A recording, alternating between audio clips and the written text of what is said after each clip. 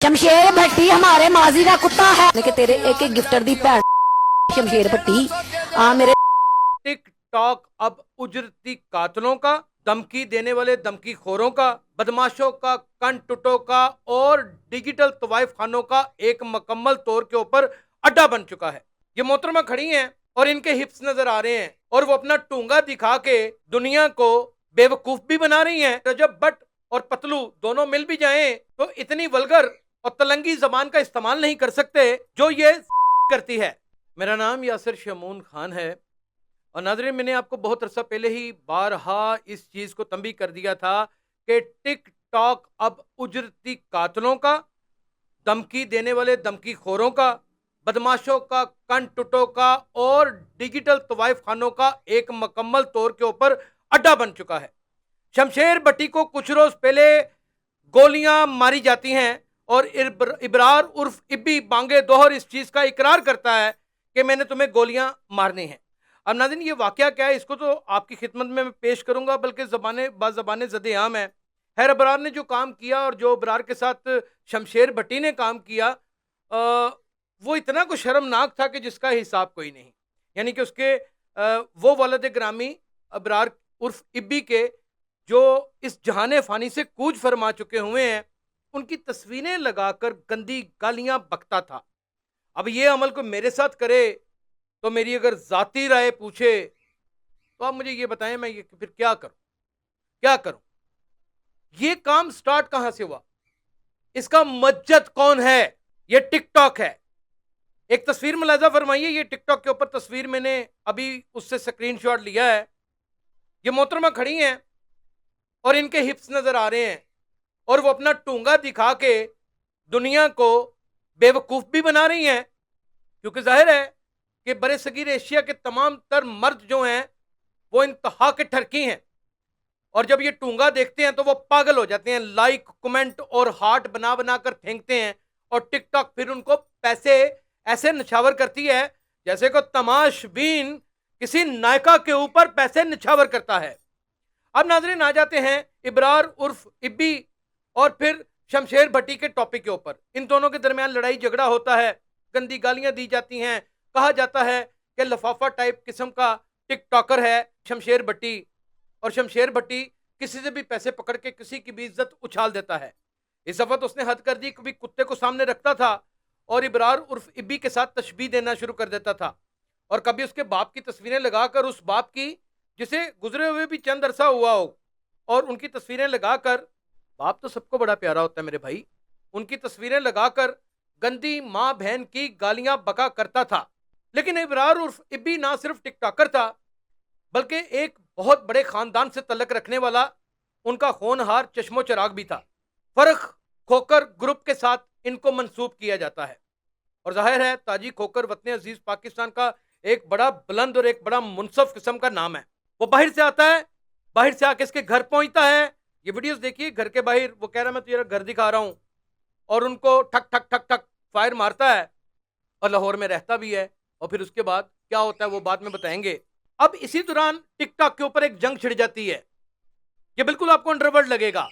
सूफी नामी लड़की मंजर आम के ऊपर आती है। ये वो सूफी नामी लड़की है जो लो नेक के गले पहनती है, अपनी ब्रेस्ट की लाइन दिखा के लोगों को अट्रैक्ट करती है, गंदी गालियां, माँ बहन की गालियां और जिस्म के मुख्तलिफ बॉडी पार्ट्स को कुछ इस तरीके से प्रोनाउंस करती है कि तमाशबीन लोग और जहालत से भरे हुए लोग ना सिर्फ इसका मजा लेते हैं बल्कि गिफ्टर लाखों करोड़ों रुपए की गिफ्टिंग भी करते हैं। ये समझ लीजिए कि औरतों की पतलू है या फिर औरतों की रजब भट्ट है। लेकिन फर्क इतना है कि रजब भट्ट और पतलू दोनों मिल भी जाएं तो इतनी वल्गर और तलंगी जबान का इस्तेमाल नहीं कर सकते जो ये सूफी करती है। शमशेर भट्टी हमारे माजी का कुत्ता है लेकिन तेरे एक एक गिफ्टर दी भैन शमशेर भट्टी आ मेरे पाजे अड्डा तू मर देना भैन।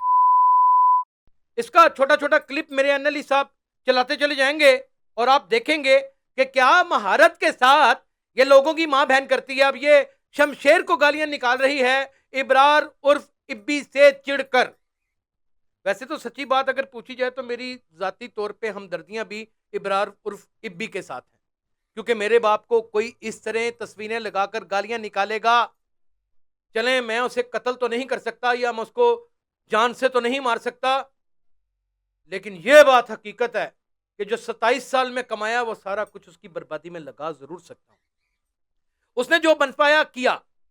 ناظرین، یہ ٹک ٹاک، یہ سوشل نیٹ ورک اس وقت پاکستان میں بربادی اور تباہی کا اتنا بڑا مرکز بن چکا ہے کہ تمام تر منشیات یہاں پر فروخت ہوتی ہیں، تمام تر ذہنی امراض کی ادویات یہاں پر فروخت ہوتی ہیں، تمام تر جنس کی ہراسمنٹ یا جنس کو تھوڑا سا ابھارنے کے لیے، جسے کہتے ہیں جنسی انہانس کرنے کے لیے جو میڈیسنز کا استعمال کیا جاتا ہے، وہ بھی انہی جگہوں کے اوپر فروخت کی جاتی ہے۔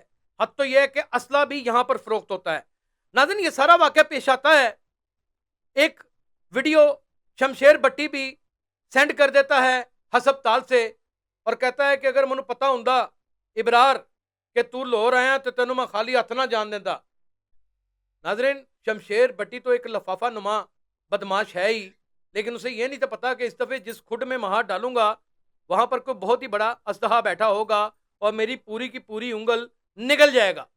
یہ انگل لفظ میں نے اس لیے استعمال کیا ہے کہ جن کے ساتھ میں ٹک ٹاکروں کے ساتھ مخاطب ہوں، ان کو سلجھے ہوئے پڑھے لکھے لفظ سمجھ نہیں آتے۔ یہ اوباش طبقہ ہے، یہ ڈیجیٹل طوائف خانے ہیں، یہ ڈیجیٹل ہیرا منڈی ہے، یہ ڈیجیٹل کنجروں کے کنجر خانے ہیں۔ جہاں پر یہ ٹک ٹاکر اپنی کھلی بدماشی کرتے ہوئے نظر آتے ہیں ناظرین، وہاں پر ہی پنجاب پولیس کے اوپر اور مختلف دیگر اداروں کے اوپر بہت سارے منفی اور عجیب و غریب سوالیاں نشان اٹھ کر اشارہ کرنے لگتے ہیں۔ ابرار عرف ابی نے جو کیا اپنے باپ کے بدلے میں، وہ غلط کیا، صحیح کیا، لیکن وہ قانوناً ایک جرم تھا۔ ابرار عرف ابی یہ سب کچھ کرنے کے بعد بخوبی لاہور سے نکل بھی جاتا ہے۔ یہ ویڈیو بھی ملاحظہ فرمائیے۔ اوکے شمشیر بٹی، گڈ بائے، جا رہے ہیں۔ اوکے ناظرین، یہ ایئرپورٹ کی ویڈیو ہے اور اس میں کہہ رہا ہے کہ بائے بائے شمشیر بٹی، میں نے تمہارا کام لگا دیا ہے۔ یعنی کہ باہر سے کوئی بھی آئے، کسی کو قتل کرے، گولیاں مارے اور چلا جائے۔ یعنی کہ ڈیجیٹل طوائف خانہ اس وقت اتنا وسیع ہو چکا ہے اور یہ ٹک ٹاک کی مشینری اس وقت اتنی حرکت میں ہے کہ قانون نافذ کرنے والے ادارے بھی مجھے اس کے سامنے اندھے گونگے اور بہرے نظر آتے ہیں۔ ناظرین، یہ ساری یہی جو ویڈیو ثبوت میں نے آپ کے سامنے رکھے ہیں، یہ منہ بولتا ثبوت ہیں کہ وطن عزیز پاکستان میں نام نہاد قانون کو رائج کرنے والے ادارے تو موجود ہیں، لیکن ان کے اوپر عمل درآمد کرانے والے اداروں کے اوپر بیٹھے ہوئے افسران شاید خواب خرگوش میں ہیں۔ اپنا بہت خیال رکھیے گا۔ اللہ حافظ۔